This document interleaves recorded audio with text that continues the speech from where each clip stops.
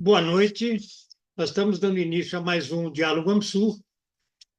Como sempre, os Diálogos AMSUR são desenvolvidos pelo Instituto AMSUR, Instituto Sul-Americano para a Cooperação e a Gestão Estratégica de Políticas Públicas, em parceria sempre também com o Fórum 21 e com o portal Rede Estação Democracia.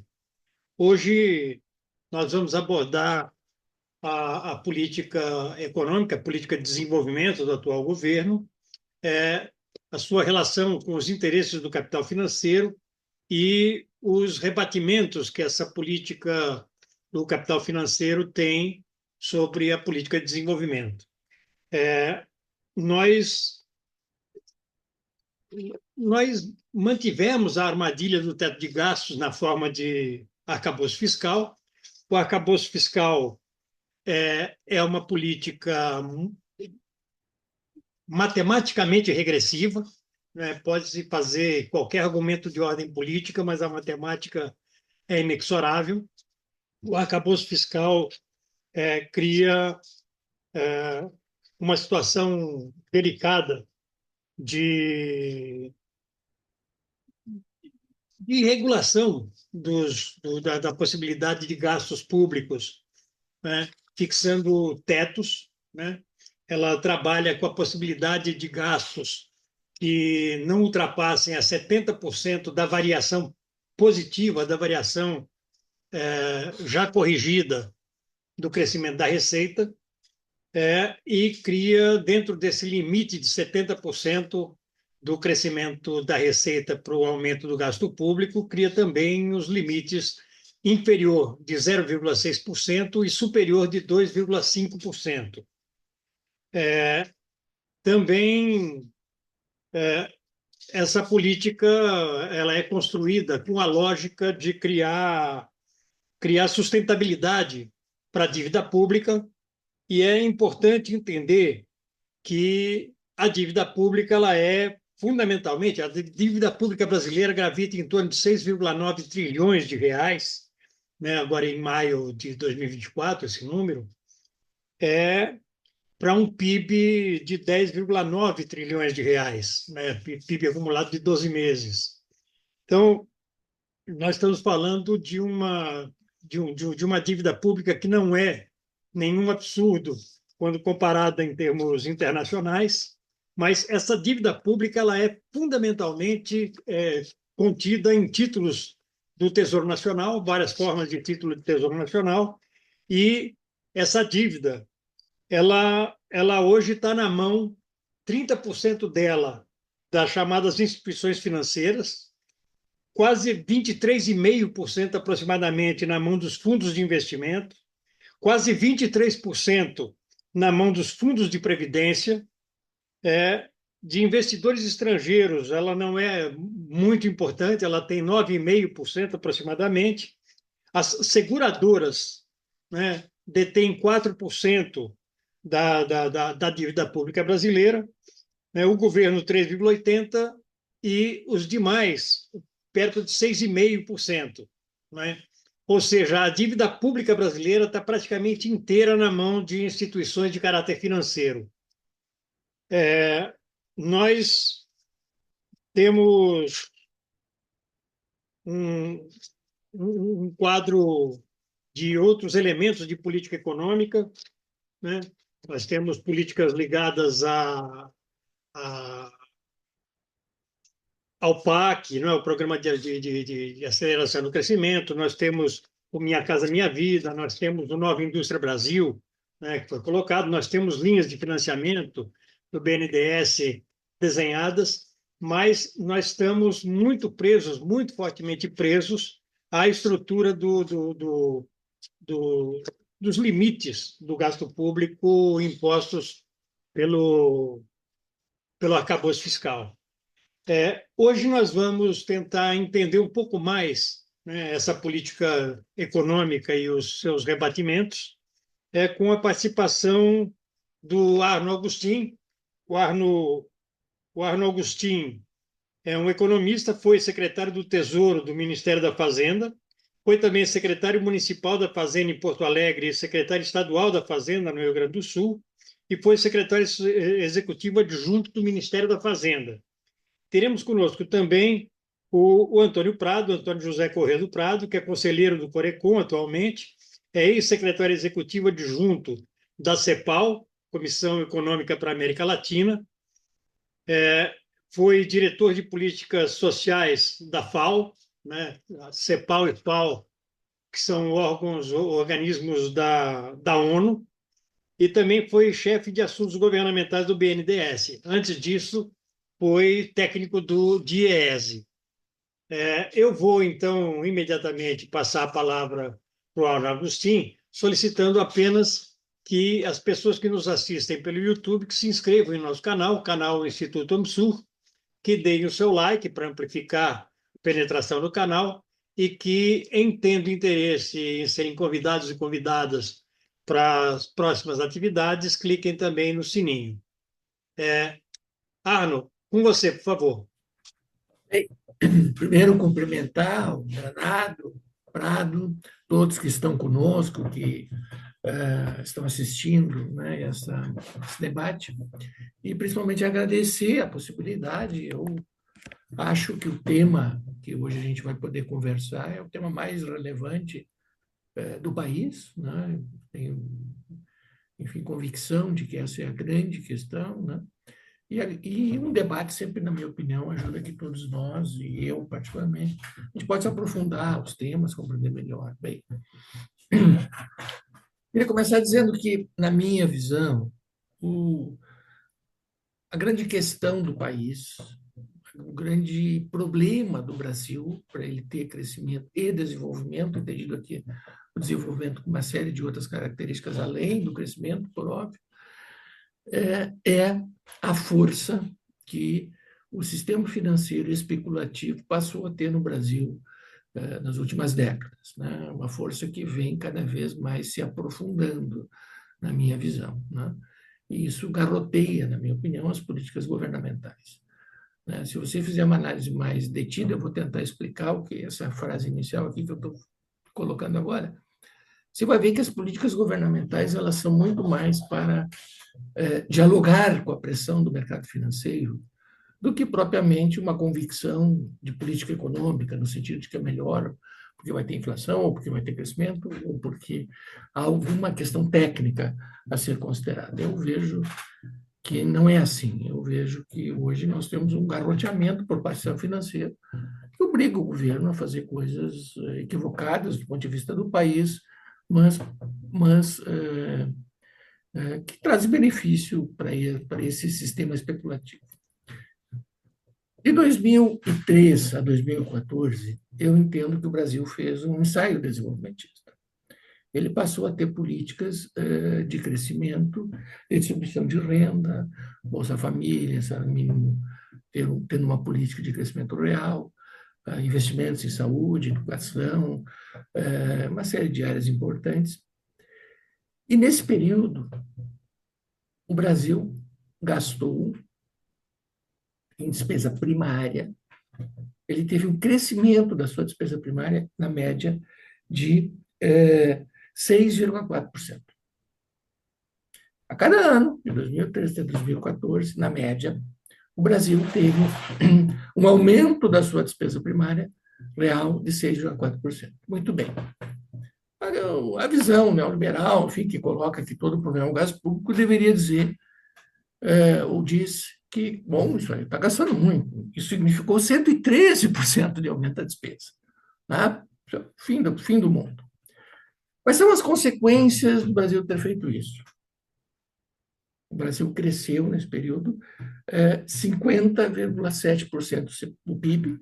O PIB per capita cresceu 33% e o crescimento do PIB anual foi de 3,48%. Ou seja, com um crescimento da despesa pública primária de 6,4%. O resultado foi um crescimento do PIB, na média, de 3,5%. Muito bem.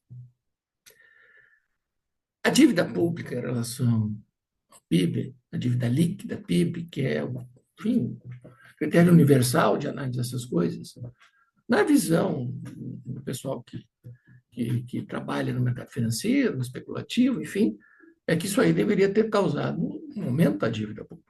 Tá? O que aconteceu com a dívida pública do Brasil de 2013 para 2014?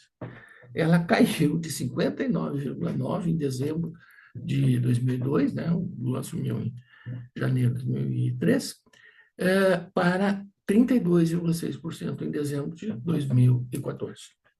Caiu pela metade. Né? Ou seja, o aumento da despesa pública não se refletiu em aumento da dívida pública, muito pelo contrário, se refletiu uma queda brutal da dívida PIB. Né? Esta consequência ela é facilmente explicável, ela não é uma coisa mágica. Né? O que ocorre? Olha, é simples. Se o Brasil cresce, a receita também cresce. Se o Brasil formaliza emprego, a receita da Previdência cresce. Ou seja, a Receita sempre respondeu muito bem ao crescimento, assim como ela sempre respondeu muito mal à estagnação econômica ou a um sistema até de queda, que nós tivemos, né, em 2 anos, uma queda do PIB. Né? Ou seja, a visão neoliberal de que se você aumentar a despesa, necessariamente a dívida pública vai crescer, simplesmente não é verdade. Não ocorreu. Vamos pegar agora o exemplo inverso. E, na minha visão, infelizmente, começou em 2015. Né? Infelizmente, já em 2015, por pressão do mercado financeiro, entendo eu, né? O governo, embora fosse o governo da presidenta Dilma, acabou adotando uma política que era uma política diferente da que vinha sendo feita até 2014. Né? Joaquim Levy, ministro da Fazenda. Né? O que aconteceu de 2015 até 2022? Né? Primeiro tivemos aquele 1 ano e 4 meses, né?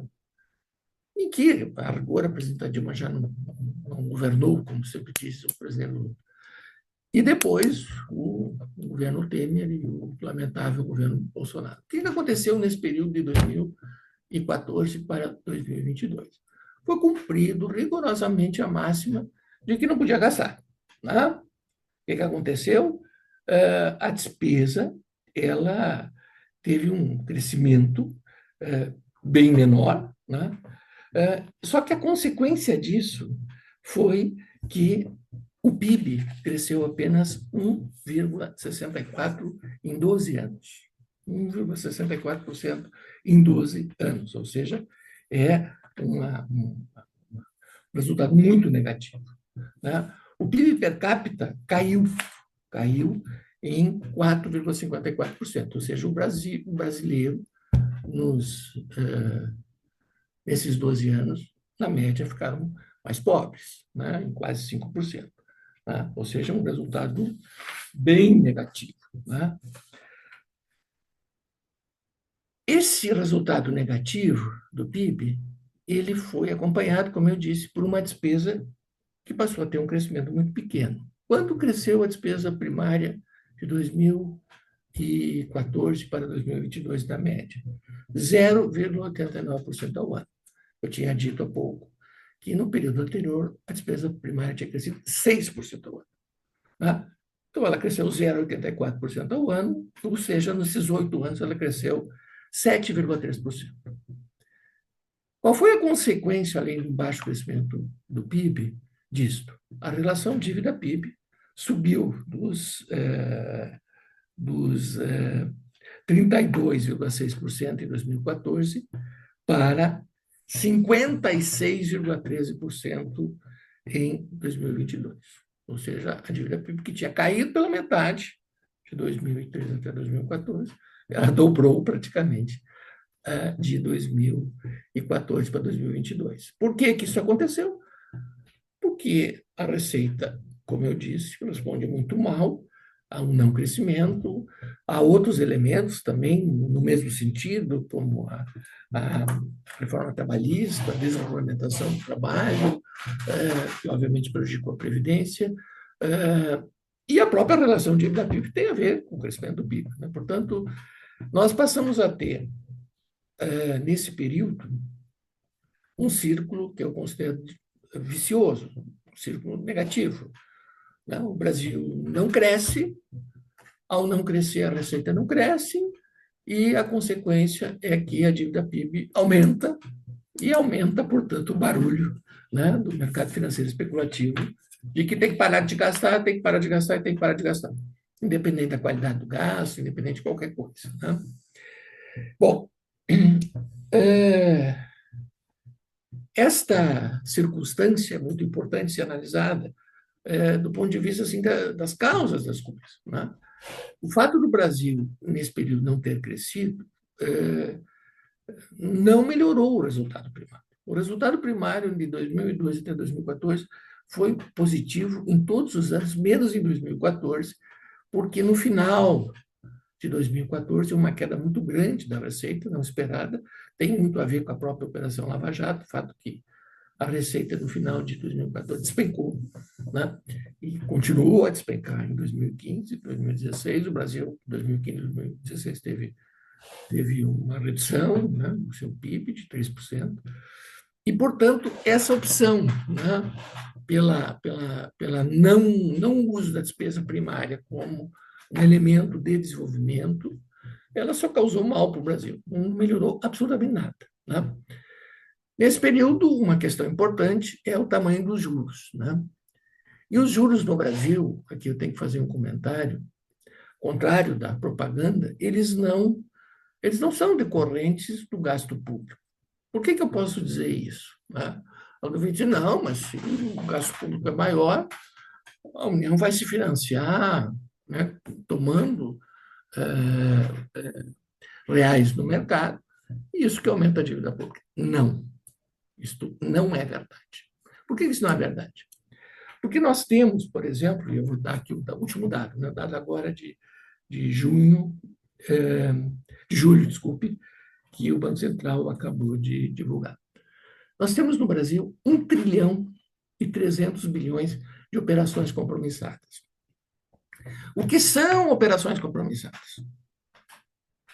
São títulos, são operações lastreadas em títulos do Tesouro, elas são lastreadas em títulos do Tesouro por uma questão formal. O Banco Central é proibido de lançar títulos, né? Ele não pode lançar títulos, né? Então, o Tesouro dá títulos como se fosse, né, um aumento de capital do seu banco, né? E o Banco Central usa esses títulos para todos os dias recolher 1 trilhão e 300 bilhões de reais do mercado. Ou seja, parte significativa da dívida é decorrente exclusivamente da política monetária. Ou seja, o Banco Central quer uma taxa de juros mais alta, né? E como ele quer uma taxa de juros mais alta, ele tem que intervir no mercado. Se ele não tivesse no mercado, a taxa de juros, assim, ele quer uma média do juro, seria bem mais baixa. Né? Então, o fato do Banco Central ter que usar um volume tão grande de recursos para aumentar e sustentar essa Selic que ele decide, prova, na verdade, não é um problema decorrente do gasto público. Se o gasto público fosse o único responsável, não precisaria fazer isso. Né? Na verdade, a taxa de juros do Brasil é alta porque o Banco Central quer que seja, ponto. Ela é alta porque o mercado financeiro especulativo quer que seja, ponto. Não é por uma razão técnica, na minha visão. Né? E ela é o principal elemento de crescimento da dívida pública, só para dar a dimensão disso. Né? Nesse período de 2014 a 2022, o Brasil pagou 13,4 trilhões de juros. É um número grande, 13,4 trilhões é bastante. Mas o déficit primário nesse período, no período do déficit primário que houve, foi de 1,1. Ou seja, na verdade, o que impactou negativamente a dívida PIB nesse período não foi o déficit primário de 1,1, foi o juro altíssimo. Né? Então, a opção por um juro alto e por uma despesa que não pode crescer, ela é muito negativa. Bem, não é minha ideia ficar apenas falando desses dois períodos, mas basicamente falar de hoje, o que o governo pode fazer e como é que as coisas estão indo. Eu queria começar dando um dado que pouca gente se atentou, na minha visão. Em 2023, a despesa primária do Brasil cresceu 12,45%. Em 2023, a despesa primária no Brasil cresceu 12,45%. Qual é o máximo que pode crescer sob a égide do arcabouço? 2,5%. Ou seja, em 2023, o Ministério da Fazenda, o presidente Lula, fizeram um crescimento muito alto da despesa primária, no que, na minha modesta opinião, fizeram muito bem. Né? E é por isso que o Brasil teve um crescimento bom em 2023. Mais que isso, parte grande desse aumento da despesa, 90 bilhões, foi no finalzinho de 2023, que foi o pagamento de precatórios, né? Em um valor elevado, e é um dos motivos pelos quais, no primeiro semestre de 2024, nós continuamos com um crescimento relativamente positivo. Né? Ou seja, o arcabouço foi feito, mas já em 2023, não vigia ainda o arcabouço, muito porque na PEC de transição você conseguiu recursos importantes, principalmente para o Bolsa Família, mas para outras coisas também, mas principalmente para o Bolsa Família, foi muito positivo. Né? Eu chego, às vezes, a pensar que o Ministério da Fazenda sabe perfeitamente que, se não aumentar a despesa primária, não vai crescer. Por que eu digo isso? Porque em 2023 eles aumentaram muito a despesa primária. Né? Esses precatórios não precisavam ser pagos no ano passado. Eles foram pagos porque eles seriam pagos parceladamente. O governo resolveu pagar tudo uma vez só. Né? E na outra oportunidade que eles tiveram de aumentar a despesa, que foi a enchente aqui do Rio Grande do Sul, eram créditos extraordinários, não contavam no arcabouço.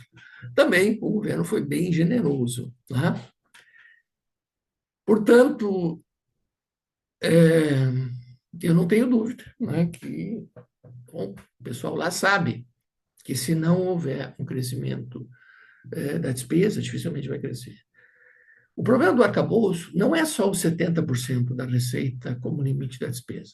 O problema do arcabouço é que, mesmo que a receita cresça muito, no máximo cresce 2,5%. Ora, se no período do crescimento a receita crescia 6%, com 2,5%, eu acho muito difícil que o PIB cresça consistentemente. Cresceu em 2023, porque a despesa, veja, 12,5% em um ano. Em um ano, a despesa primária cresceu mais do que seria o mandato inteiro, se nós fôssemos seguir o arcabouço, que é 2,5% a cada ano. Né? No primeiro ano já cresceu bem mais do que o arcabouço. Então, eu enxergo o arcabouço muito mais como uma equivocada, na minha visão, forma de tentar conciliar com o mercado financeiro do que propriamente com uma convicção. Eu, pelo menos, talvez estou supondo. Né? Fiquei 8 anos no Tesouro e, a partir daí, eu suponho que isso esteja claro para eles, espero que esteja claro. Mas isso cria problemas. Por quê? Porque o nível de investimento no Brasil é muito baixo. Em 2014, ele era razoável. Hoje ele é muito baixo. Em 2023, até deu uma crescidinha também, né, um pouco pela transição, enfim, ele foi algo em torno de 80 bilhões. Mas isso é muito pouco, considerando que nós temos que fazer o PAC, temos que fazer o Minha Casa Minha Vida, temos que crescer, temos que manter, porque um problema que está tendo é que o crescimento do PIB do ano passado e desse ano, ele, infelizmente, não se refletiu em aumento do investimento no país. Pelo contrário, né? O investimento vem mal. Portanto, a expectativa de crescimento sustentável no longo prazo é menor. Né? Por quê? Porque, senão você não tem um crescimento do investimento, obviamente que aí qualquer crescimento vai gerar pressão na indústria, vai gerar inflação e o Banco Central vai enfiar juros mais altos. Então, o não cuidado com o tipo de despesa, né, é uma coisa muito preocupante. Por quê? Porque nós não estamos investindo aquilo que deveríamos.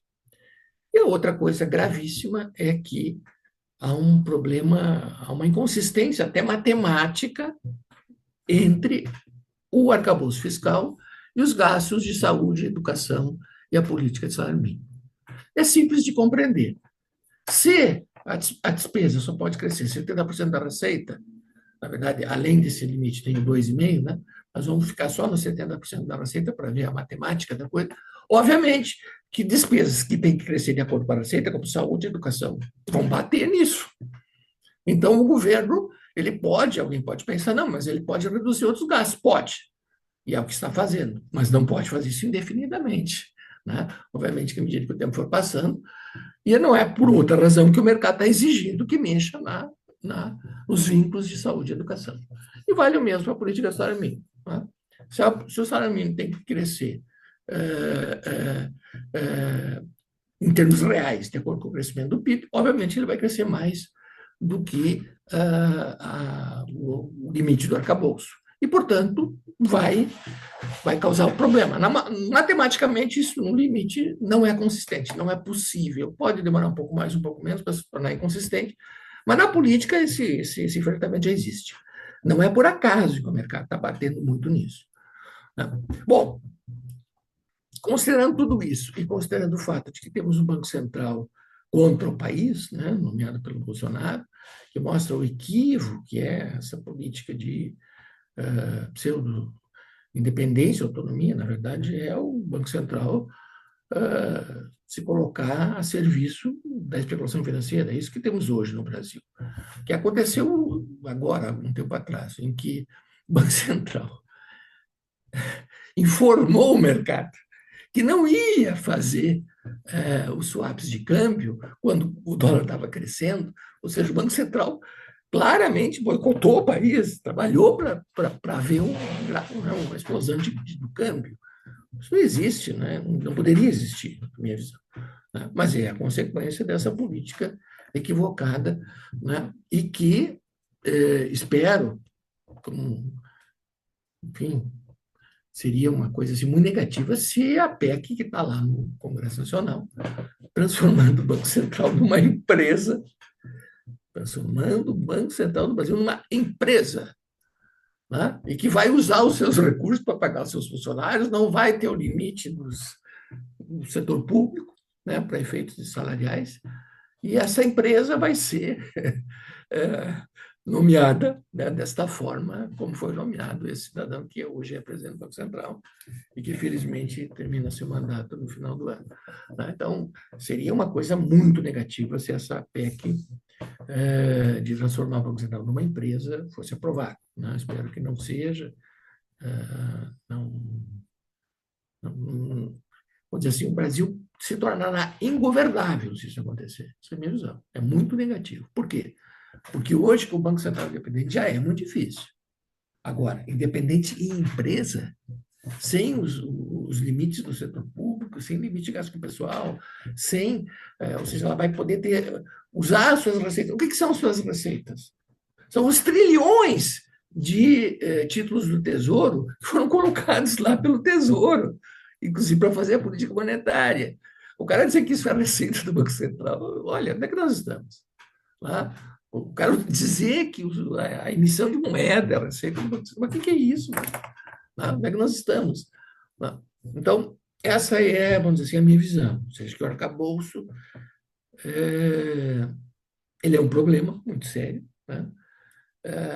Mais dia menos dia, o governo vai se confrontar com a opção de ou mudar os vínculos de saúde, educação e de salário mínimo, ou mudar o arcabouço, porque os dois, até matematicamente, não são conciliáveis. Né?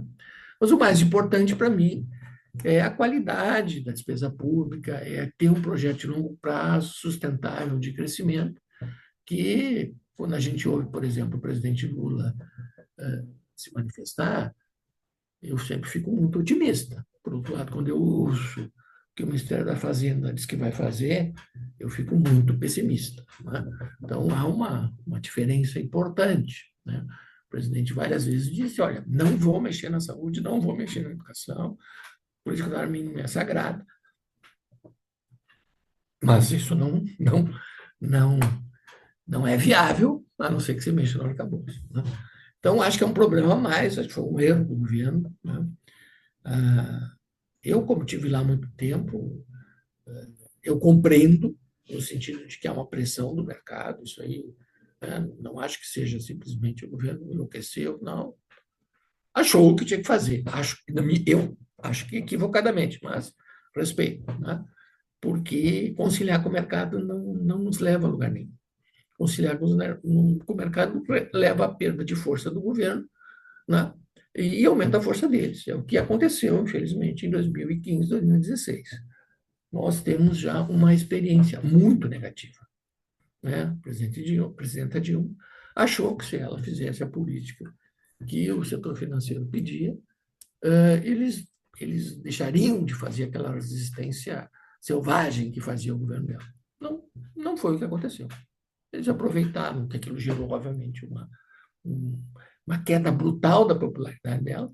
Ela ganhou a eleição e em janeiro, fevereiro, a sua popularidade estava em 8%. Ótimo, 8%. Por quê? Porque ela passou a fazer as políticas inversas ao que ela disse, né, durante a eleição. Né?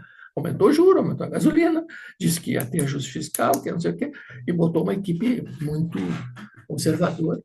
Bom, as pessoas perceberam, aquilo reduziu a força do governo, e o que fez a direita? Derrubou-a. Né? Então, acho que essa é uma preocupação que temos que ter.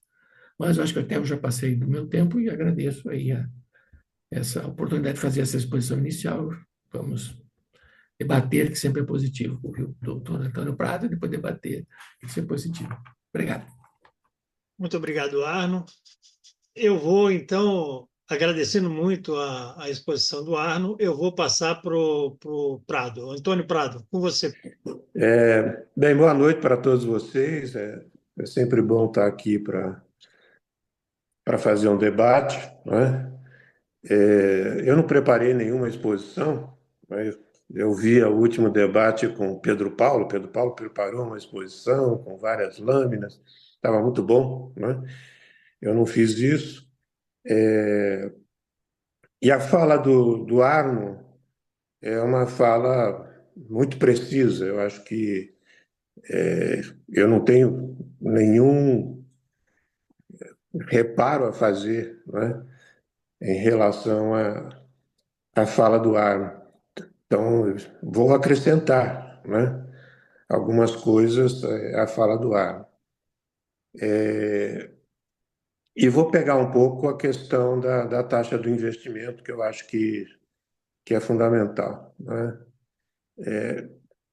Nós estamos com a taxa de investimento em torno de 16,5%, né? Isso é 2023, eu não vi nenhuma estimativa ainda para 2024. 2014 foi de 21%, Arno, essa taxa de investimento, né? Eu me lembro, na época, né, do primeiro, os primeiros dois governos do Lula, eu tive um bom tempo no BNDES, né? Entrei no BNDES depois que o Lessa saiu, né?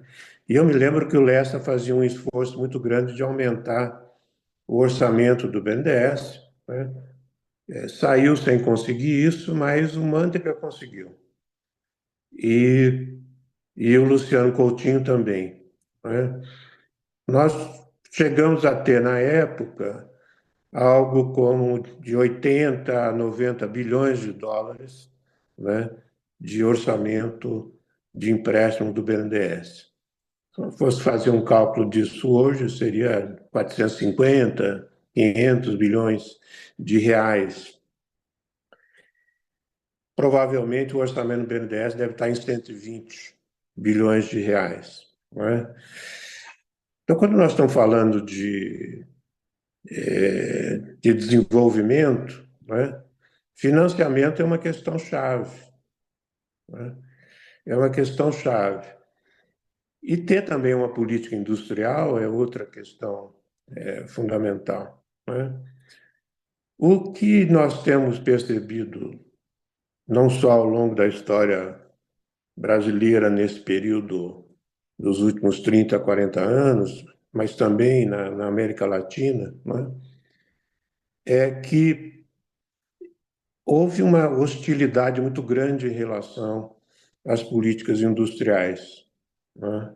Na América Latina, no Brasil, eu me lembro, nos anos 90, de ministros que diziam que a melhor política industrial era não ter nenhuma política industrial.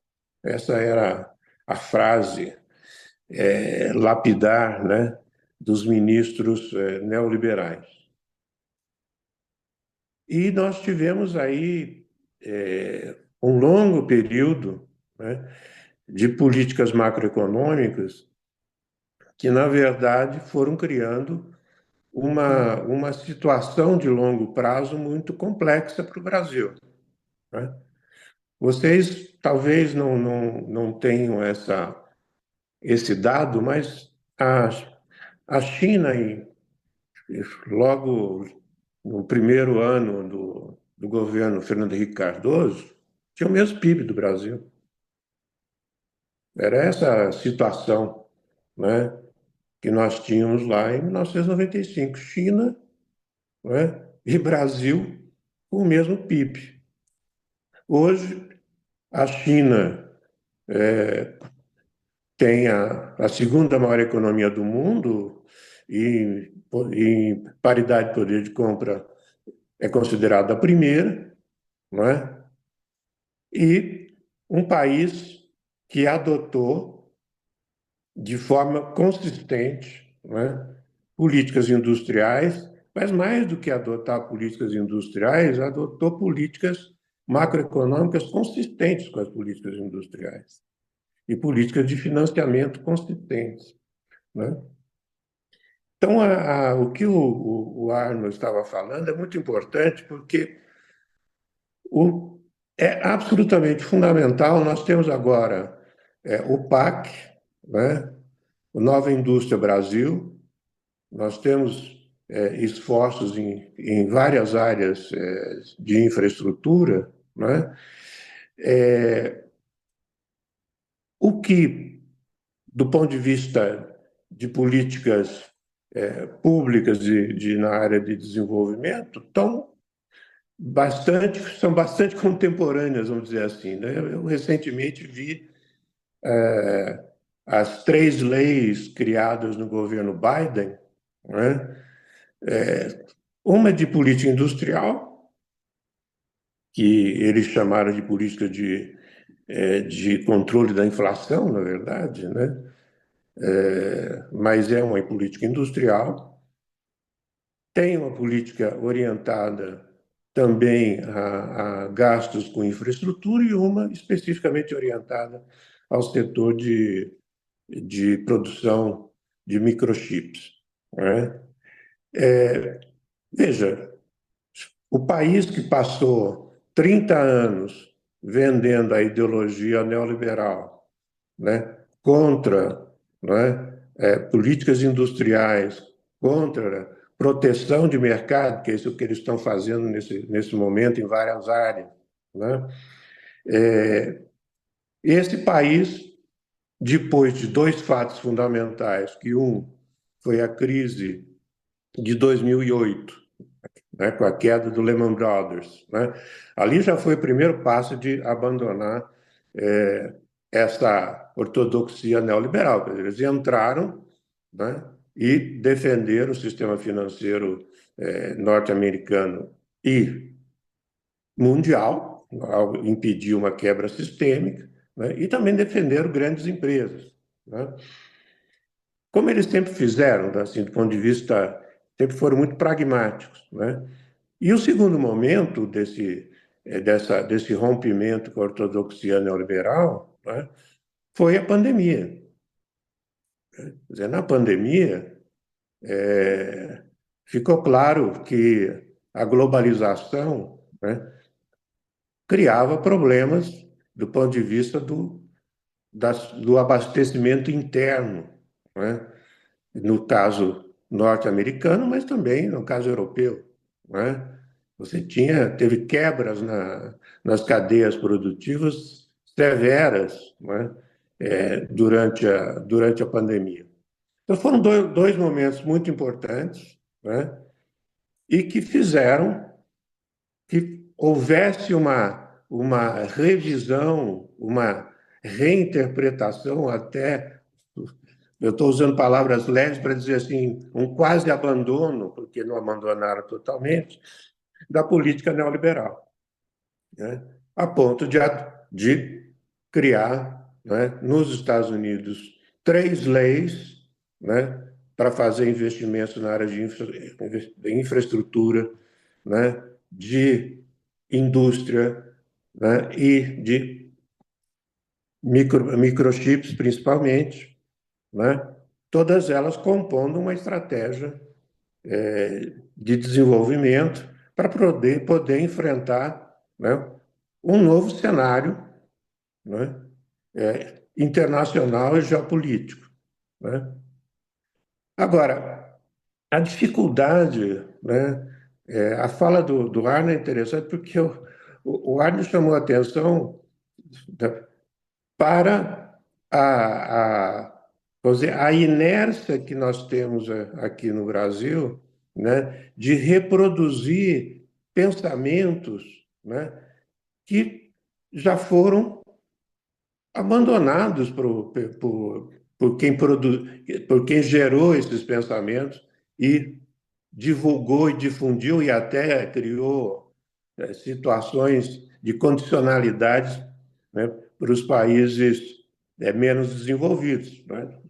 Foi isso que foi feito usando o Banco Mundial, o FMI, etc., né, para que os países menos desenvolvidos adotassem essa mesma estratégia. O Brasil continua, né, nessa curiosa situação, né, porque nós estamos aqui debatendo entre pessoas que não têm um pensamento muito distinto, né? Mas quando nós acompanhamos o que acontece na mídia, né, que é aquela coisa cotidiana de vender um pensamento hegemônico, né? Um pensamento hegemônico que gera coisas curiosas, porque assim nós olhamos o caso norte-americano e o pragmatismo deles, né? Toda vez que eles têm dificuldades, eles simplesmente refazem, né, a, o, o, o pensamento, adotam outras linhas, né, para resolver problemas concretos que tem, né? No caso brasileiro, parece uma coisa curiosa, que, assim, que nós temos problemas concretos e adotamos coisas superadas, né? Isso é por uma inércia mesmo de mentalidade, né? O Arno estava dizendo, bem, qual é o fator principal, né, que explica o crescimento da dívida pública brasileira? É o gasto primário? Não, não é. Não é o gasto primário, né? Nós voltamos à famosa história da ciranda financeira, né? Quer dizer, você é a dívida crescendo em função do próprio serviço da dívida, né? E aí nós temos uma situação em que no debate aparece, né, essa insistência, né, em que a austeridade fiscal é necessária, né, para que você controle o crescimento da dívida, né, e também permita que o Banco Central reduza suas taxas de juros. É interessante, né? Mas é o que foi colocado pelo Arno e está nos dados. Está nos dados, né? Nós tivemos os dois governos Lula e depois o primeiro governo Dilma, né? E até 2014, né? O que nós tivemos foi uma redução da dívida pública com proporção do PIB, né? E eu já participei de vários debates. Recentemente participei de um debate no Diese sobre os 30 anos do Plano Real, estava lá o Beluso, E também, agora, depois eu me lembro o nome dele, que foi presidente do BNDES em um determinado período. E nesse debate, Lara Rezende, né? Nesse debate, eu achei inclusive muito significativo que o Lara Rezende tenha ido no Diese, né? Ou seja, é um sinal interessante, né?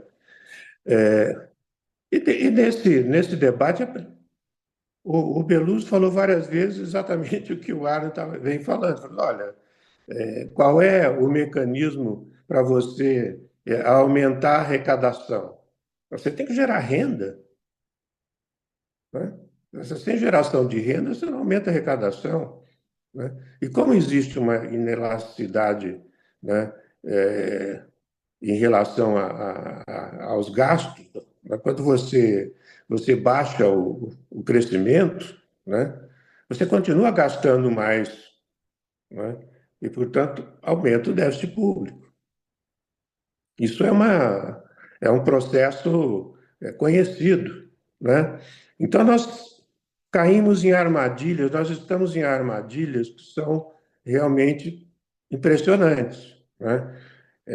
Vamos olhar algumas delas. O Arno já tratou da armadilha em relação à questão da arrecadação, né? Que, evidentemente, sem crescimento não há crescimento da arrecadação e, portanto, você tem dificuldade de reduzir, né, a dívida pública com proporção do PIB, né? O Lula fez isso nos governos dele, né, com crescimento, reduziu com crescimento, né? Você não pode dizer que isso é irresponsabilidade fiscal, o indicador principal está reduzindo, né? Então, houve aí uma sólida demonstração de responsabilidade fiscal dentro dos dois governos Lula, né? Mas sem ser uma coisa que destrói as capacidades do país, né? Você deu o exemplo do Joaquim Levy, terrível, que justamente adotou uma política, né, suicida, porque não havia ali nenhum caminho possível, né? O Banco Central, deixa eu pegar uma das armadilhas. O Banco Central trabalha com um conceito que é o conceito do PIB potencial, né? Hoje, no cálculo do Banco Central de PIB potencial, o PIB é de 3%. Portanto, olha que curioso, né? Como nós estamos crescendo entre 2,5% e 3%, né? Nós estamos já fechando o hiato do PIB potencial. Não é à toa que eles falam em, em mercado de trabalho aquecido, né? Ou em pleno emprego. Nós estamos próximos do pleno emprego. Claro, se você está com um crescimento de 3% e o PIB potencial é de 3%, logo você chegou ali num limite, né, em que logo teremos inflação de demanda. Esse é o raciocínio deles, né? Bem, vamos considerar, né, que o PIB potencial de 3%, né, precisa crescer. Não é isso. Quer dizer, como é que você resolve esse problema? Né? Você tem que aumentar o PIB potencial. Não é isso? O que é que permite o crescimento do PIB potencial? É o crescimento da taxa de investimento. É isso que permite. Não é? Se você não tem crescimento da taxa de investimento, o PIB potencial simplesmente fica estagnado. Não é? É uma armadilha. É uma armadilha. Bem, mas como é que você vai crescer a taxa de investimento, né, se você tem uma taxa de juros real de 6 a 7% ao ano? Né? Ora, e essa é a taxa básica da pirâmide de juros. Né? Essa pirâmide de juros chega até a 500%. Né? Então, é, vejam que a armadilha criada, né, por essa concepção de política monetária, né? Quer dizer, a política monetária tem que, de qualquer forma, impedir que a inflação cresça, né? Se você está com a economia crescendo próximo do PIB potencial, logo o Banco Central diz: bem, aqui é o seguinte, nós vamos ter que aumentar a taxa de juros para impedir uma pressão sobre a inflação a partir de uma pressão de demanda. Então, olha, o que para nós é boa notícia, taxa de desemprego caindo, apesar de ainda estar elevada, e a gente tem que considerar a taxa de subutilização, que também está muito alta, né? A taxa de desemprego é 6,9, mas a de subutilização é de 16, quer dizer, é uma diferença considerável, mas vem diminuindo, isso é uma boa informação, né? O rendimento real cresceu 5,6% em 12 meses. Eu vi recentemente uma pesquisa do Diese que mais de 80% das negociações foram realizadas com reajustes acima da inflação, não é? Bem, tudo isso que nós olhamos e falamos assim, isso aqui é positivo, são sinais positivos da economia brasileira, né? O Banco Central olha e diz assim, não, isso aqui é pressão sobre a inflação, né? E é uma coisa conceitual, porque, curiosamente, se vocês olharem o Focus, né? Vocês vão lá e olham a pesquisa Focus, toda semana sai, né? Ora, a expectativa de crescimento da inflação está mudando assim por décimos. Não é nada que provocaria nenhum grande susto, né? Então, aqui nós já estamos vendo assim, olha, a forma do Banco Central raciocinar na sua política monetária, né, para atingir a meta de inflação, né, já é uma forma equivocada, né? É uma forma equivocada. Ela realmente nos cria uma armadilha, nos cria uma armadilha. A outra armadilha é a que o Arno já nos colocou, quer dizer, se você faz com que a economia cresça pouco, né, evidentemente a possibilidade de você aumentar a arrecadação está perdida, né?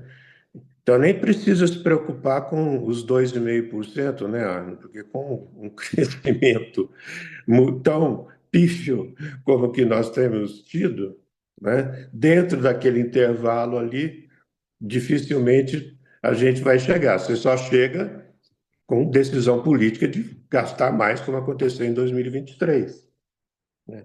Mas com um arcabouço dizendo, olha, não pode crescer acima de 2,5%, né? o gasto, né? E mesmo que você estabeleça lá um mínimo de 0,6%, se eu não me esqueço, você foi secretário de Tesouro, tinha um crescimento vegetativo do gasto que era em torno de 1, não era isso? Era vegetativo, quer dizer, assim, não fizesse o que você fizesse, ia crescer 1% ao ano. Quer dizer, porque esse 0,6 já está ali num número que está abaixo desse crescimento vegetativo, né? Então, as armadilhas que nós temos, né, são significativas. E o que é interessante é que são armadilhas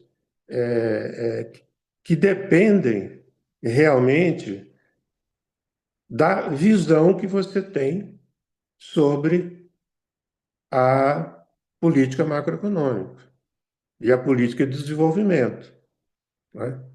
Enquanto nós não tivermos, eu estava olhando a nova indústria Brasil, né? Coisas muito interessantes, né? Mas vejam que no Nova Indústria Brasil, tudo aquilo que depende do gasto público, não é?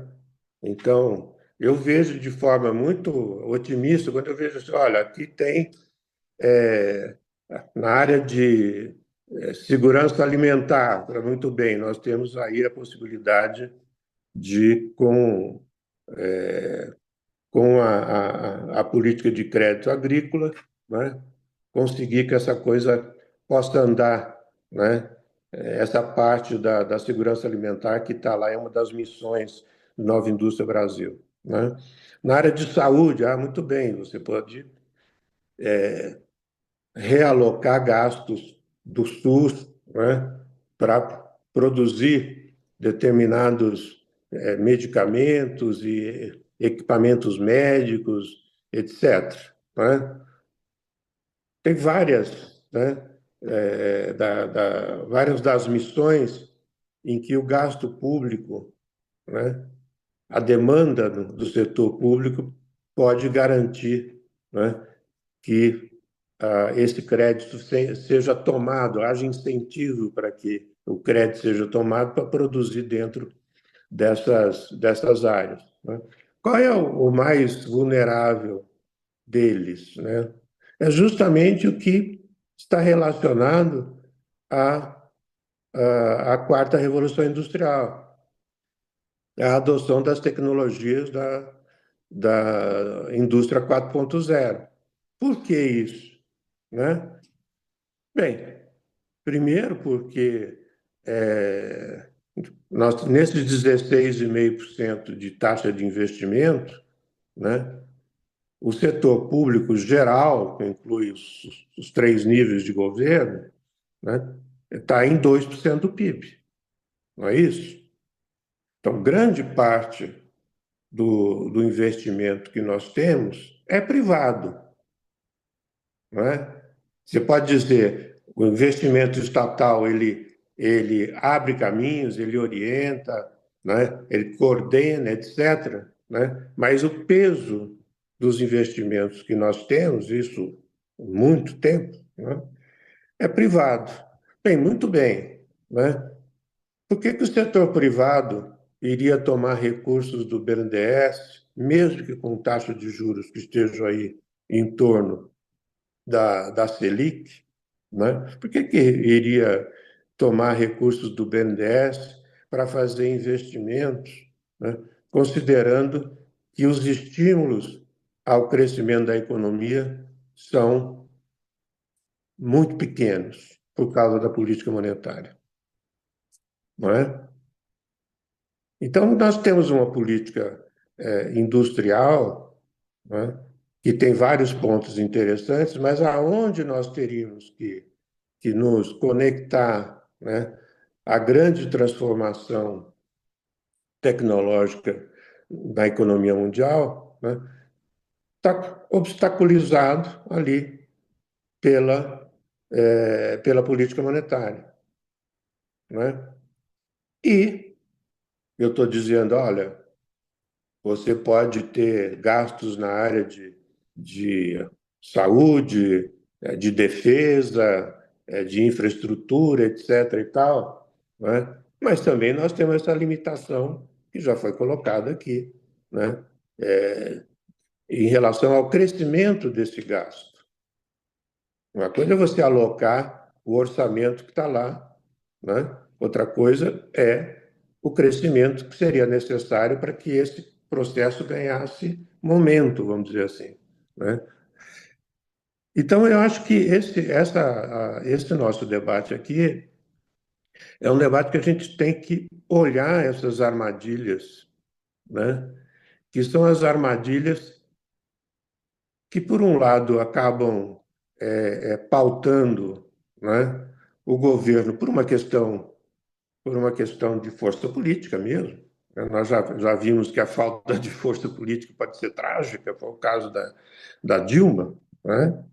Ali foi uma coisa trágica, ela caiu por conta disso, né? Mas, neste momento, o que nós temos é essa tremenda dificuldade, de superar esse cerco realizado pelos interesses do sistema financeiro, né? E é verdade que, assim, quando eu olho a questão da autonomia do Banco Central, a autonomia do Banco Central, vocês todos sabem que foi defendida, é defendida, inclusive, nos livros, textos sobre política monetária, né? É defendida para blindar as autoridades monetárias da influência política, não é isso?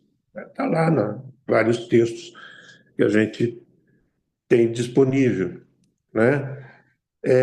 Nós criamos uma situação curiosa, né? Porque nós blindamos um aspirante a político que é presidente do Banco Central. Criou a situação contrária, né? Quer dizer, o sujeito ele está ali, né, e está blindado porque não há como fazer um impeachment dele, porque você vai fazer o impeachment de um presidente do Banco Central que está há 4 meses de sair do cargo, e ainda imagine o que significa isso em termos de ruído, né, num sistema financeiro que já faz de tudo para sabotar, né, as possibilidades de crescimento.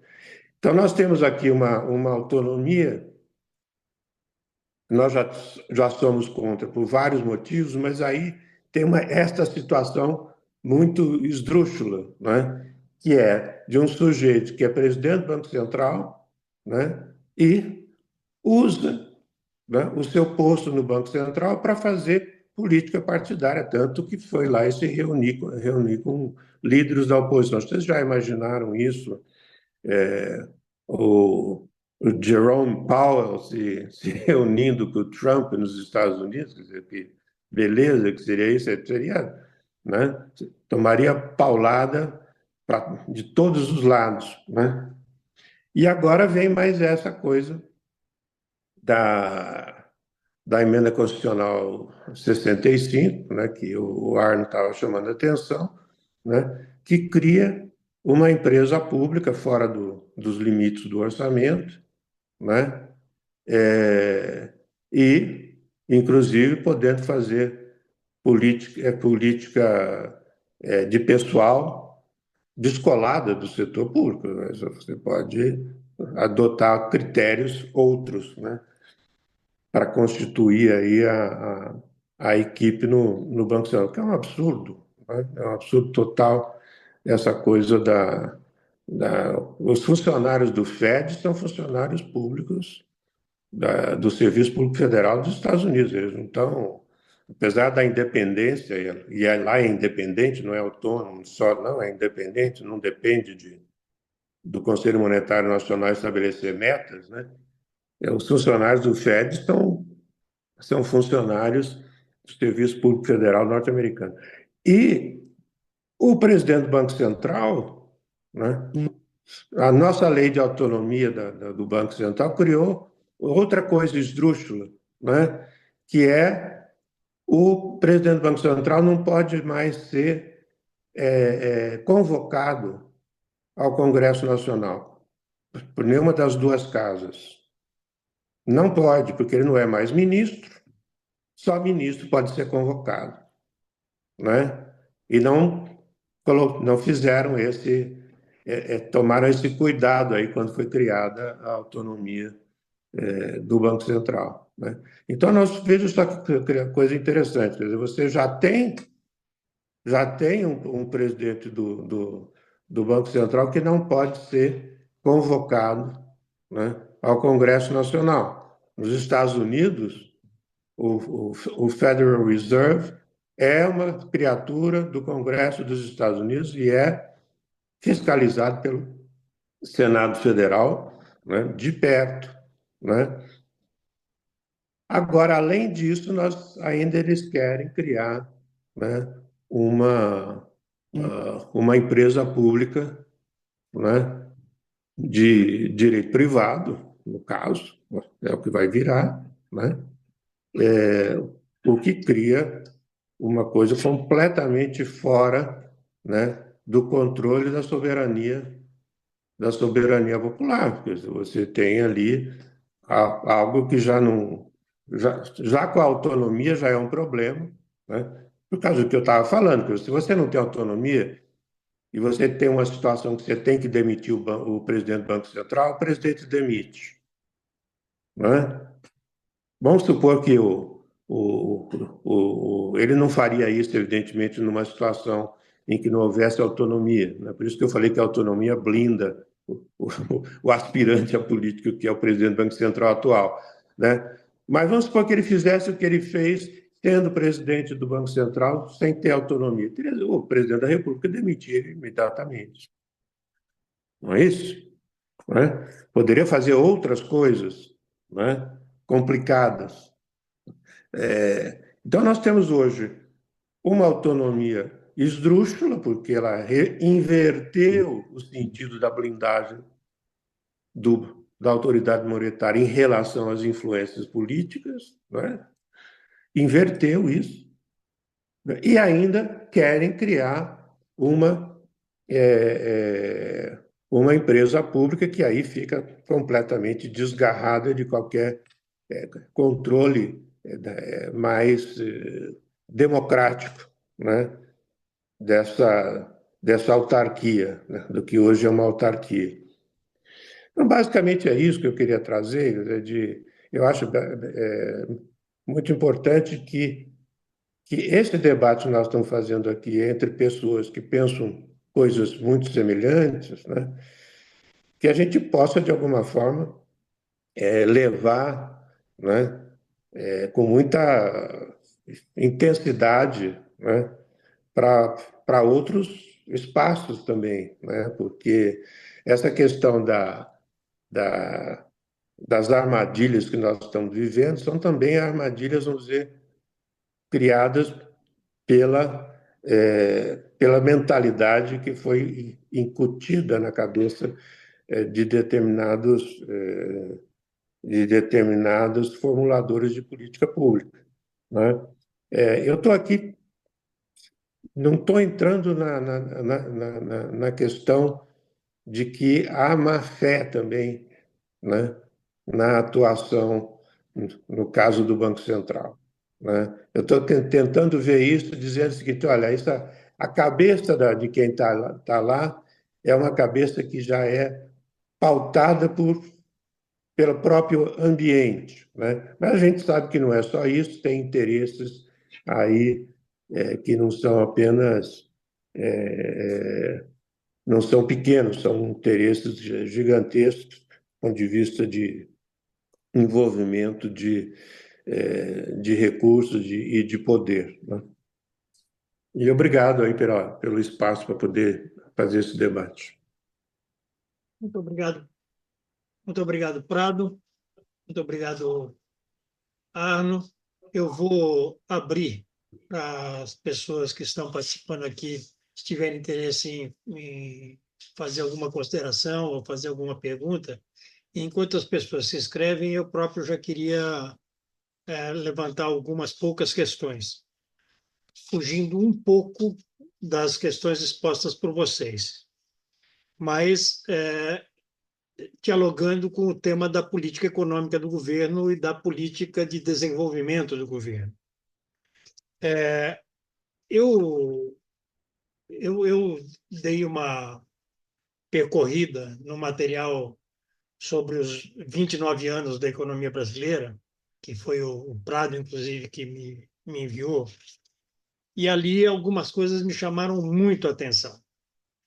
Uma questão importante que me chamou bastante a atenção foi uma perda de potência da política de desenvolvimento no que tange à ciência e tecnologia, né? Você tem uma redução importante do número de doutorados, de mestrados, quando isso se compara com o que está acontecendo em países como a China, por exemplo. Nós estamos exatamente na mão oposta ao que está acontecendo lá em termos de formação na área das engenharias. E isso é uma coisa que preocupa, porque isso engessa uma política de desenvolvimento. Uma outra questão que eu queria que vocês comentassem diz respeito a, a como a receita da Petrobras, como a renda da Petrobras começa a deixar de fazer parte do fundo de investimentos do governo federal, inclusive por causa da política de dividendos, né, que se criou com a Petrobras. Ou seja, a gente também vai perdendo, né, em boa parte, em boa medida, a gente perde capacidade política, capacidade de política econômica por parte do governo. Nós tivemos agora recentemente uma mudança de conceito que ainda está em andamento, mas é uma mudança de conceito no Nova Indústria Brasil, no projeto Nova Indústria Brasil, que também rebate na política de desenvolvimento. Nós tínhamos uma política inteiramente centrada no conceito de missões, trabalhando com 6 missões, né, ligadas à agregação de valor a, a, ao material primário exportado, ligado à questão da defesa, ligado à questão da saúde, né, da área fármaco. Então, também tivemos uma mudança nessa direção, ou seja, nós estamos com, assim, a minha sensação, e eu gostaria que vocês comentassem isso, a minha sensação é de que nós estamos perdendo potência numa política de desenvolvimento em boa medida, porque nossa correlação de forças é cruel, né?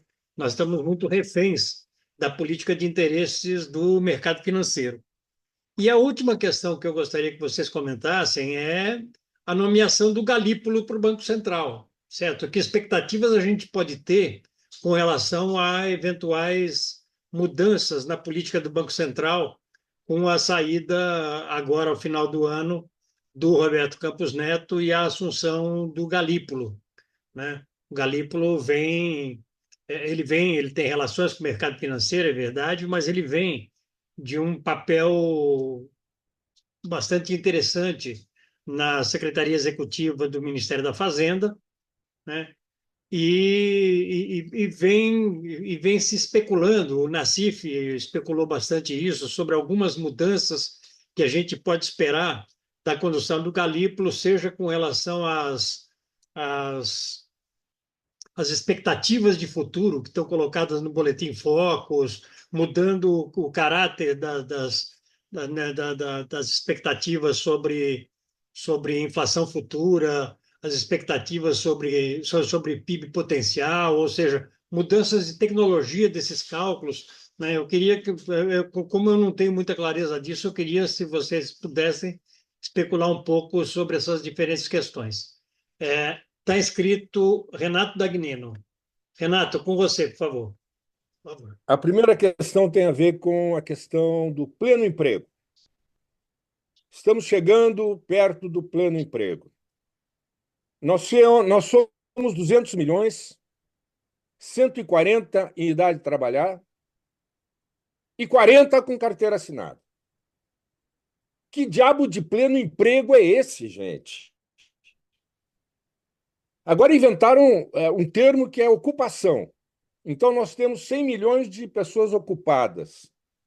Desses 100 milhões de pessoas ocupadas, cerca de 70 milhões são informais. E desses informais, 70% declaram que gostariam de ser empregados, com carteira assinada. Então, sabe, eu acho meio estranho isso, porque quando eu estudei economia, lá para trás, emprego era carteira assinada. Sabe? Então, eu acho que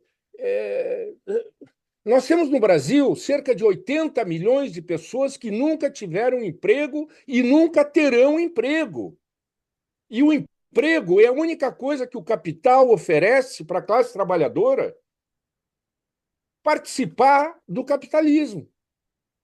Então, eu acho que a gente tem que começar a voltar modus in rebus, né? Eu acho que a gente tem que voltar a falar das coisas como elas são. Me preocupa muito essa distorção conceitual, analítica que está ocorrendo. Esse é o primeiro ponto que eu gostaria de ouvir vocês a respeito, porque eu fico muito confuso quando ouço falar que nós estamos perto do pleno emprego. Quer dizer, nós temos milhões de pessoas, milhões de brasileiros e brasileiras desgraçados, oprimidos cada vez mais. A segunda questão, a questão da taxa de juros. Nós temos a taxa de juro mais alta do mundo, ou uma das mais altas do mundo. Tem alguém produzindo um alfinete que seja no Brasil?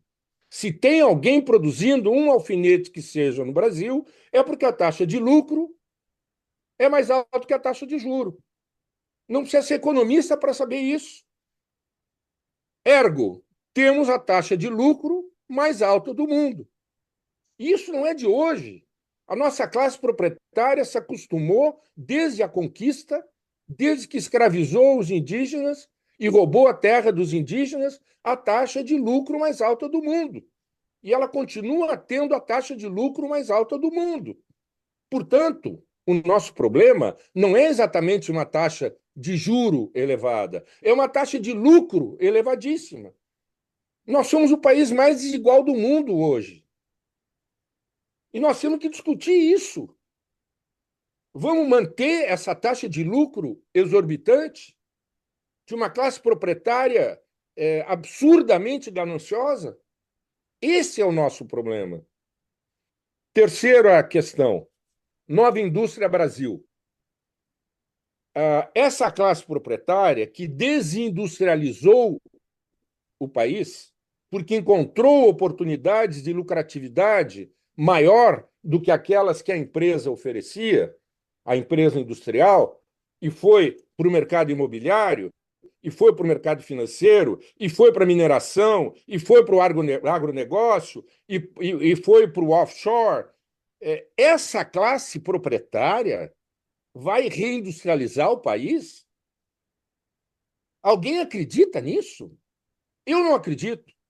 Essa classe proprietária tem 6% do PIB de serviço da dívida. Tem 5% de isenção fiscal. Tem 10% de sonegação. 6 mais 5, 11, mais 10, 21. E 18% do PIB de compra pública. E o que o Nova Indústria Brasil está oferecendo para essa classe proprietária? 1% do PIB, para ela se somar a essa proposta de cavalgar a nova onda de inovação, surfar na nova onda de inovação 4.0, etc., replicar as experiências de catching up asiáticas. Quem é que acredita nessa história, gente? Sabe, eu fico preocupado, então eu gostaria de ouvir vocês a esse respeito. Aprendi muito desde logo, né? E quero agradecer pela aula que tive até agora. Obrigado. Obrigado a você, Renato. Newton Basile. Olha, é só quase uma curiosidade, mas gostaria de saber qual a opinião dos companheiros sobre uma questão do Galípolo que o Antônio Carlos pediu, né? A perspectiva quanto a ele. Uma coisa interessante, que a tese de mestrado dele sobre o capital financeiro foi baseada na teoria do valor de Marx. Então, eu queria saber se isso tem alguma importância, pode significar alguma coisa, o que é que vocês acham sobre isso? Só isso, obrigado. Obrigado, Newton. Não tem ninguém inscrito. Bom, então, Arno, com você, por favor. Eu acho muito estimulante tudo que foi colocado, e eu queria começar comentando um pouco as questões que foram trazidas pelo Prado, principalmente o BNDES, e depois o Prado também falou da Petrobras, enfim. Eu me restringi, até por uma questão de não falar demais e tal, a falar do gasto público e aumenta as despesas e o arcabouço. Mas poderia fazer o mesmo raciocínio para várias empresas que são fundamentais para o país. Então, primeiro, BNDES. Nós, quando eu saí do Tesouro, nós tínhamos emprestado ao BNDES mais de 400 bilhões de reais. O Tesouro deu 400 bilhões de reais para o BNDES. A TJLP, que à época era muito mais baixa, né, do que a TLP de hoje, e com o objetivo de financiar aumentar a taxa de investimento. E tínhamos um programa, chamava-se PSI, Programa de Sustentação de Investimento, que, não para todos, mas para muitos casos, tinha a taxa de 2,5% e ponto, longo prazo. Tá?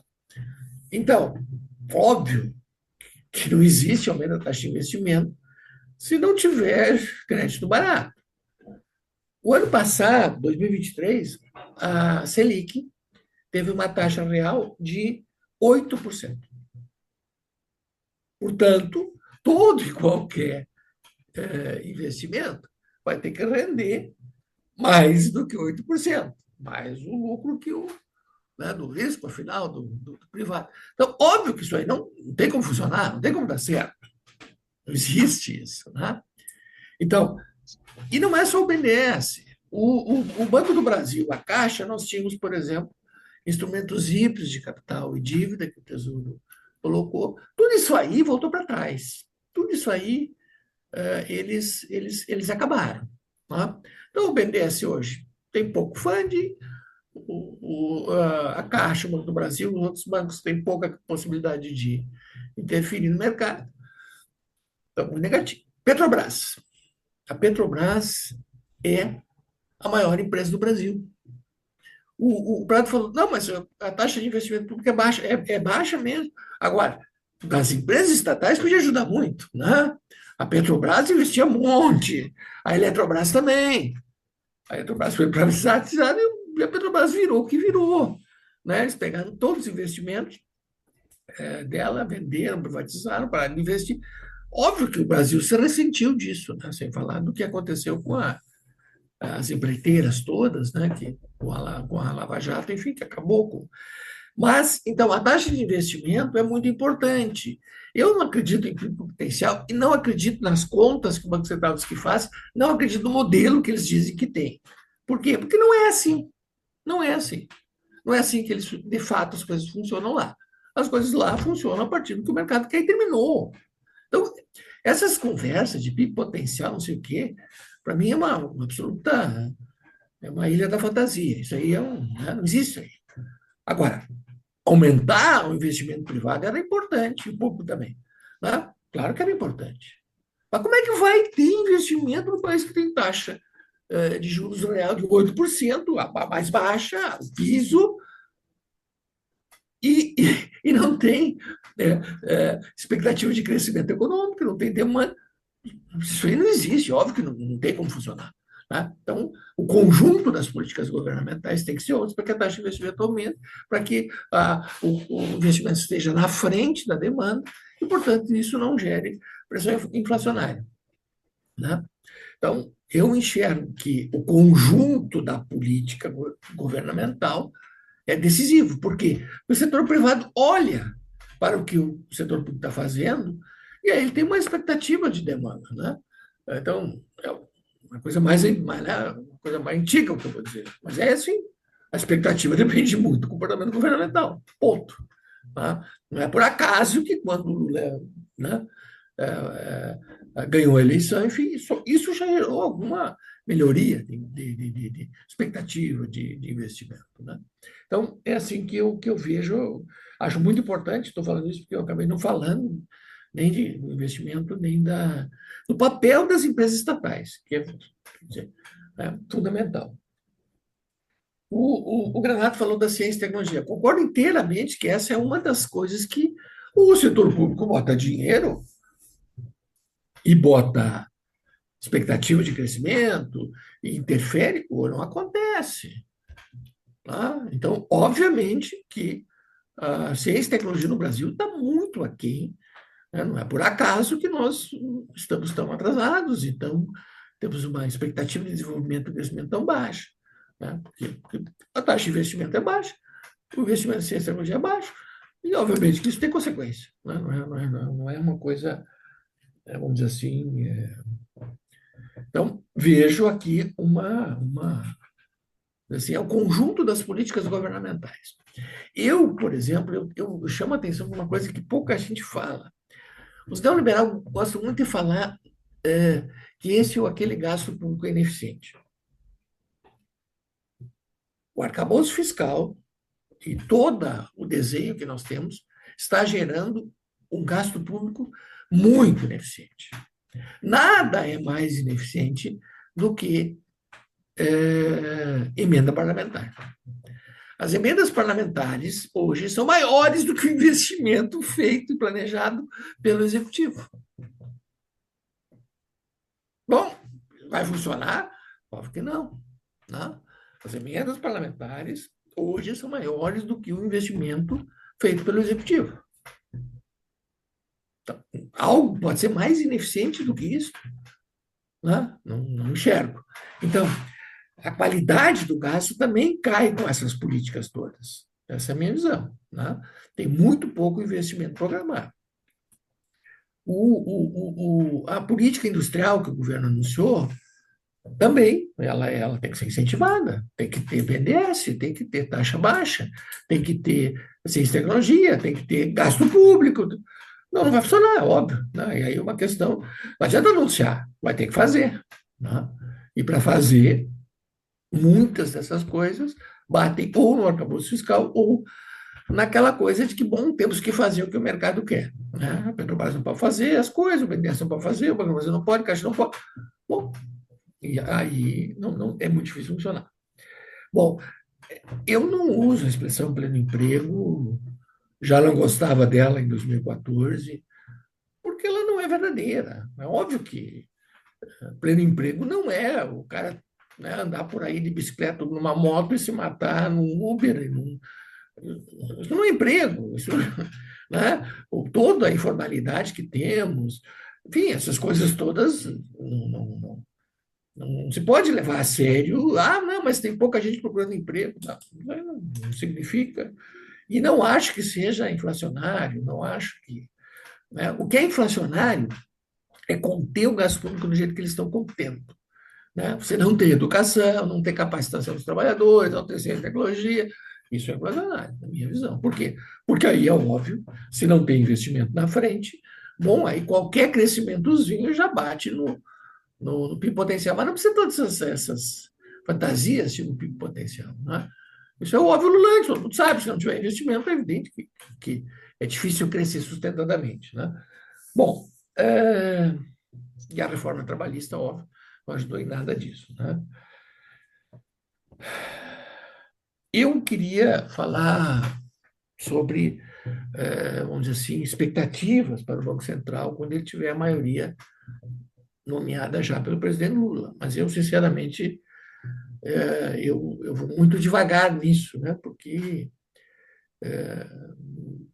o comportamento das figuras que têm responsabilidade governamental, ela não é só aquilo que foi o seu pensamento acadêmico, é uma questão bem mais complexa. Então, é difícil fazer um prognóstico. Eu fiquei preocupado com o fato de que, numa primeira reunião do Copom,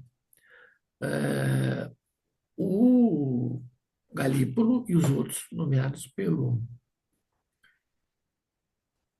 presidente Lula, na última reunião, quando ainda estava caindo a taxa de juros, eles votaram por uma queda de 0,5. Desculpe, de 0,5, e o Banco Central implementou uma queda menor. Muito bem, de 0,25. Aí, na reunião seguinte, o Banco Central votou a taxa de juros, quando havia uma expectativa de que ela continuasse a queda, e ela foi unânime. Ou seja, os sindicatos pelo presidente Lula, que na reunião anterior diziam que devia ter caído mais a taxa de juros, na reunião seguinte disseram que a taxa de juros como estava bem. Tem algo errado, Não foi o potencial que conduziu a esta conclusão. Não foi uma avaliação técnica da inflação, do crescimento. Não, foi a política. Só que a política daquela semana foi muito peculiar. O presidente da República vinha falando que a taxa de juros do jeito que estava não dava, falou isso antes da reunião do Copom e falou depois. Ou seja, os indicados deles votaram diferente da opinião que ele verbalizou. O presidente da República insistentemente verbalizou que a taxa de juros do jeito que estava não dava e os seus indicados votaram por aquela taxa de juros. Então, aqui nós temos um problema. Tá? Eu não sei os motivos, não vou me arvorar, vamos dizer assim, entendê-los, né? Mas tem alguma coisa que preocupa, né? Agora, é claro que eu espero que, bom, que o Banco Central possa, tendo uma maioria indicada pelo presidente Lula, fazer uma política diferente, né? A importância disso é extraordinária. Por quê?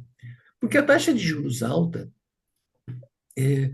ela é, para mim, o principal, vamos dizer assim,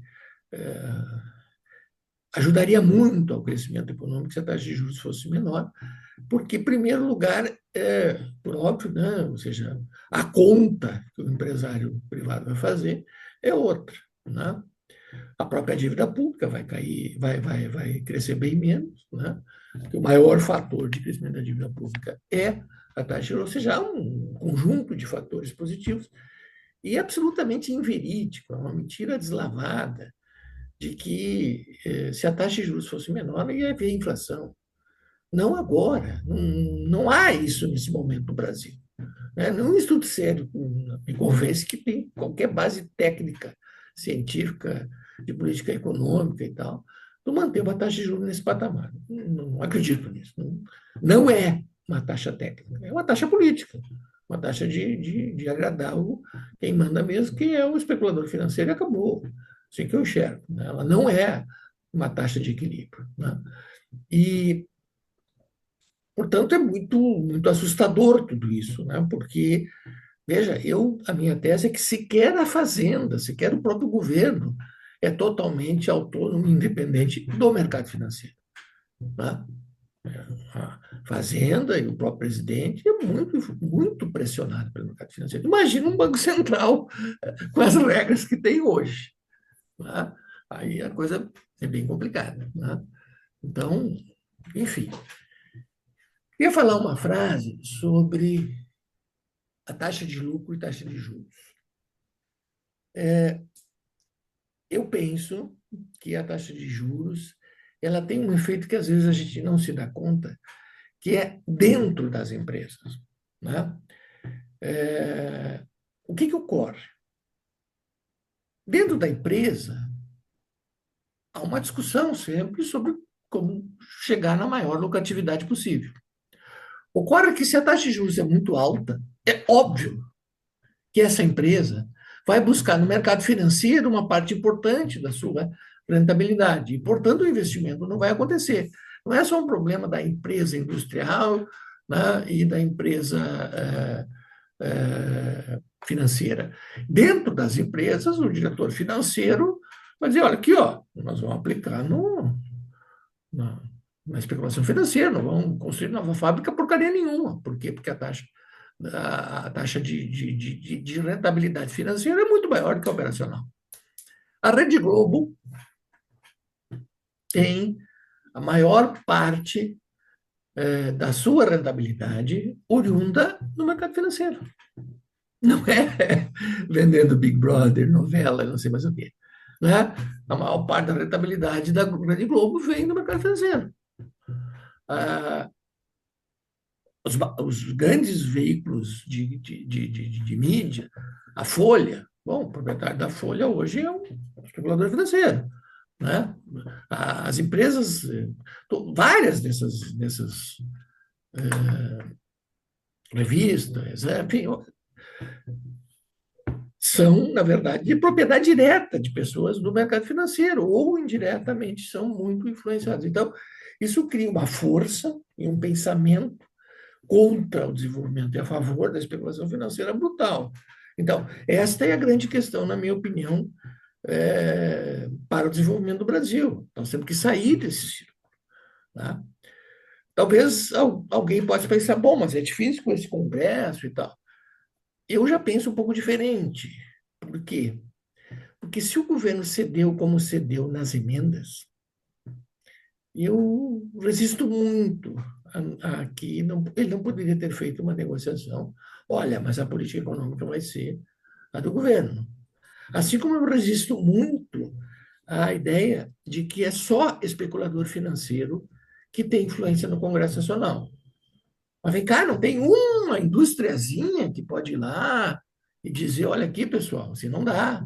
Não acredito nisso. Eu acho que tem sim influências, né, positivas de desenvolvimento. O próprio Josué, né, da Fiesp, né?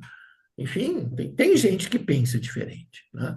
E que pode e deve. Então, eu acho que, embora a correlação de forças seja muito pressionada, difícil, eu acho que o governo cedeu para o mercado financeiro o que não poderia ter cedido, né? O arcabouço foi além do razoável. E a política em algumas empresas, como a Petrobras, ainda em disputa, eu acho. Não dá para dizer que a Petrobras não vai investir, né? Eles têm dito que vão, né? Se vão mesmo, não sei. Mas acho que ainda há, vamos dizer assim, a necessidade da gente atuar mais firmemente do que até o momento, né? O BNDES é outra questão fundamental, os bancos públicos é outra questão fundamental. Tudo isso vamos dizer assim, é a forma de nós podermos vencer toda essa pressão que vem, né, da especulação financeira e da sua força. Eu acho que é o governo ser muito firme, né? Muito firme. Vai gerar algum desgaste, mas eu não tenho dúvida que o ganho político de que você tem com o público de menor renda, né, com os trabalhadores, com aqueles que, por exemplo, hoje, boa parte desses Uber, desse emprego informal, na verdade, acabam adotando as teses fascistas, as teses da direita, porque o Estado dá muito pouca coisa para eles, né? Então, eles viram empreendedores, eles viram contra o Estado, né? O projeto esse de previdência que o governo fez para os uberizados, muitos não gostaram, a maioria, eu acho até, né? Porque eles querem distância e também porque o projeto era insuficiente, mas querem distância do setor público e passam a ser presa fácil do fascismo, tudo isso que a gente, infelizmente, está vendo, né? Então, a minha visão é que o governo tinha que ser muito capaz de prestar, de prover serviços públicos para que esta população não se sentisse como ela se sente, desamparada. Então, não há como falar em, vamos dizer assim, em pleno emprego no sentido, né, econômico sequer, muito menos no sentido do desenvolvimento, no sentido das pessoas que estão ali, né? Então, essas pessoas não se sentem, vamos dizer assim, amparadas pelo Estado. Elas se sentem desamparadas. E aí elas viram presa fácil, né, do fascismo, dos Bolsonaro, dos Marçal, sei lá o que da vida, aqui em Porto Alegre, né? Tem uma disputa dura, né? Então, essa é a minha visão. Acho que o Brasil, para ter desenvolvimento, ele tem que aumentar a sua taxa de investimento. Não vejo como isso ocorrer com o arcabouço fiscal, porque o arcabouço fiscal, o governo acaba encontrando alguma brecha, mas aí é em despesas pouco eficientes, né? Como, por exemplo, precatório. O governo pagou 90 bilhões no final do ano passado. Bom, precatório, efeito econômico, pode até ter de demanda, né? E tem. Ajudou um pouco a nós termos um primeiro semestre, um crescimento razoável. Mas não é a despesa mais eficiente, né? Assim como a emenda parlamentar. Então, acho que o modelo que nós temos tem que ser revisado, né?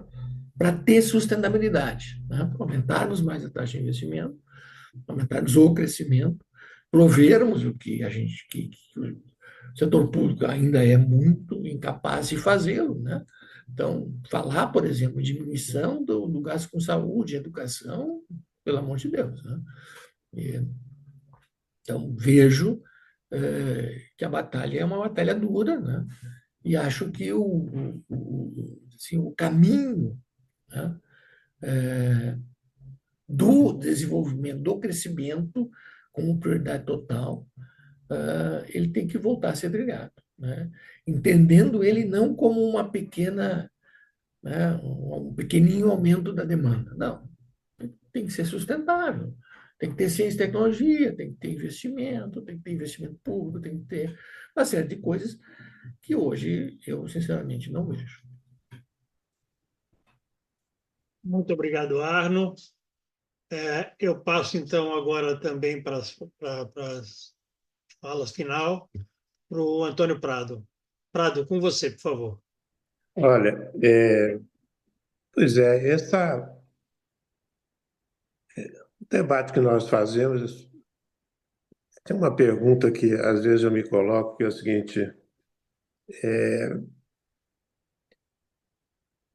a, a nossa sociedade está assim fascinada pelo suicídio, né? Porque nós estamos debatendo aqui, né? É tudo que nos leva assim a não ao desenvolvimento, mas a uma regressão, né? A uma regressão social, né? E, e nós temos que enfrentar isso com muita força, né? Porque a lógica que está sendo imposta pela hegemonia do sistema financeiro, né, é uma lógica que é o que nós temos visto. Nós temos visto que, né,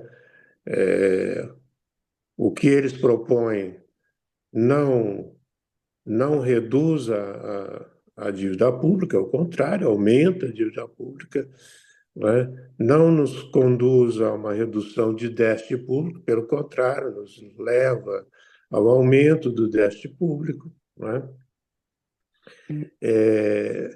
Então, o que nós vemos é um processo de, de regressão, né? De regressão. Então, quando eu vejo o Renato expressar o desconforto dele, né, com toda. Evidentemente, quem fala de pleno emprego, neste momento, né, vou dizer uma coisa que você, não sei se vocês já perceberam. Vocês já viram que, às vezes, a comunicação do governo federal fala em aquecimento do mercado de trabalho? Vocês já prestaram atenção nisso? Eu já vi várias vezes, né? E tive a oportunidade de comentar lá dentro quando o Twitter estava funcionando, e dizer: escuta, mas onde é que vocês estão vendo aquecimento do mercado de trabalho, né? Justamente com uma taxa de subutilização de 16% da mão de obra. E com o mercado de trabalho que o Renato aqui nos descreveu, né? Precisamente, né? E também com uma situação que o Márcio Pocker uma vez estava comentando comigo. Ele disse: olha, Prado, temos que pensar uma outra estratégia, porque 40% das famílias brasileiras vivem de transferência de renda, né? E vivem de transferência de renda, e não associam isso necessariamente a esse ou aquele governo, ou aquele pensamento, né?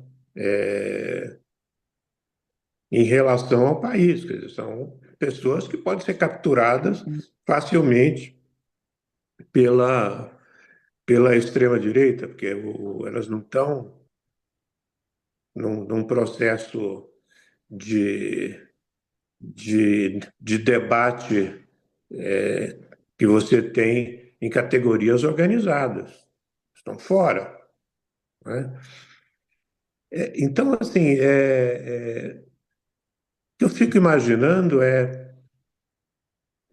quando nós olhamos, falamos assim: olha, aumentar a taxa de juros atende a um interesse do sistema financeiro. Nós também sabemos, né, que isso é um, um ciclo que vai matar a galinha dos ovos de ouro, né? Porque se você aumenta a taxa de juros, e se aumenta a taxa de juros, implica em que o serviço da dívida cresce significativamente, né? E que isso nos leva numa espiral em que, em algum momento, né, alguém vai gritar: o rei está nu, né? Então, que diabo de lógica é essa, né, que o sistema financeiro está mergulhado? Quer dizer, se tem uma coisa que especulador sabe, né, é que uma hora a coisa explode e a aposta é quem sai primeiro, né? Então, eu não sei se a gente não tem que começar, né, a deixar bastante claro que essa mentalidade hegemônica que o sistema financeiro difunde, né, e concretiza, ele consegue realizar os seus interesses, a gente tem visto isso, né? Deixar claro que essa mentalidade hegemônica é uma mentalidade regressiva, destrutiva, né? E eu fico imaginando, bem, mas essas coisas têm limite. Às vezes eu olho isso com muito pessimismo, né? Porque essas coisas têm limites. Eu olho para a Argentina e falo, poxa, será que tem limite, né? Porque a Argentina que saiu de um país com indicadores desenvolvidos, etc., uns 50 anos atrás, de repente, né, está nessa espiral desastrosa, né? Vocês imaginem a Argentina tendo fome, né? Realmente é uma coisa impressionante, né? Então, eu acho que esse nosso debate talvez tenha que subir o tom, sabe? Começar a dizer, olha, esse caminho é suicida, né? Esse caminho é regressivo, é suicida, né? Essas sabotagens que nós temos tido são absolutamente inaceitáveis, né? Eu, quando estava na CEPAL, olhava para o Brasil e falava assim: olha que estratégia de desenvolvimento interessante, em que você tem aí uma, uma grande empresa como a Petrobras, como núcleo dinâmico, não é? Dessa estratégia, podendo difundir, né? Desenvolvimento tecnológico em toda a sua cadeia produtiva, estimular a produção nacional de alta tecnologia, né? Na área eh, de máquinas né, de alta tecnologia, de indústria naval, de plataformas, de softwares, de capacidade mesmo de sistemas de análise, né? E tudo isso podendo, inclusive, financiar políticas públicas, né? Que era a coisa do pré-sal, podendo financiar políticas públicas. A gente olhava aquilo e falava assim, com muito otimismo eu olhava aquele negócio, né? E quando eu via o ataque à Petrobras, eu falei assim, gente, quer dizer, os caras foram sabotar diretamente aonde estava o núcleo dinâmico. Já atacou a Petrobras, as grandes construtoras, né, da indústria pesada e destruíram, né, milhões de empregos, capacidade tecnológica, etc, etc. A nossa incapacidade de resistir a esse tipo de sabotagem, né, é uma coisa realmente lamentável. Isso acontece de tempos em tempos, né? Essas grandes sabotagens, né? Então, por isso que eu estou falando, talvez o tom né, tenha que subir, né, nesse sentido de mostrar, veja, nós fomos sabotados como país, não foi o governo Lula, o PT, né, que foi sabotado, não. O Brasil foi intensamente sabotado. E eu tenho cá minhas dúvidas se essa coisa desse Musk não é um outro movimento de tentar isso outra vez. Não é? Não sei por que caminhos, mas assim, que tem um cheiro de sabotagem internacional, né? Tem. Pode ser puro voluntarismo de um bilionário encrenqueiro, né? Mas às vezes não gostei da resposta da embaixada americana. De falar de direito à liberdade de expressão. Como liberdade de expressão? Não é disso que se trata o processo que está no Supremo. Eu vi lá hoje, né, o que deu origem a essa história toda é a investigação das milícias digitais e que tinha gente ameaçando delegados da Polícia Federal e a família dos delegados da Polícia Federal. É isso que está na origem desse negócio que foi bater aí na coisa da liberdade de expressão do Musk, né? É isso que está lá na origem. Então vejam só, eu achei essa resposta. Pode ser aquelas coisas assim do diplomata de plantão ali falando bobagem, né? Mas a minha experiência com a diplomacia norte-americana é que eles recebem instruções do Departamento de Estado, raramente falam bobagem por conta própria, né? Recebem lá o telegraminha dizendo fale tal coisa. Foi muito ruim, muito ruim, né? Então, assim, eu acho que nós estamos num momento, novamente, de estar com a pulga atrás da orelha, prestar muita atenção no que está acontecendo, né? E começar a conversar entre a gente e dizer, olha, vou usar uma expressão é, estranha nesse momento, porque é o que está acontecendo, né? Onde há fumaça, há fogo, né? Nós estamos vendo o fogo aí rolando. É muita coisa coincidindo, né? Então, eu acho que a gente tem que olhar bem o que está rolando, senão não estamos de novo, né? No momento em que o governo Lula tenta tirar o país né, debaixo da água, né? Que nós fomos colocados a partir da Lava Jato, né? Se não existe uma outra articulação de sabotagem aí em cima da gente. Tem que ficar de olho nessa história e começar a ver se é muito pessimismo meu ou se tem uma outra onda aí a caminho, sabe? Mas é isso. Desculpa terminar assim, mas é que senão a gente fica também como o Arno estava dizendo, não é a fórmula lá a equação de reação do Banco Central que é o que norteia os caras. A gente sabe que tem muita, né, bala nessa história toda.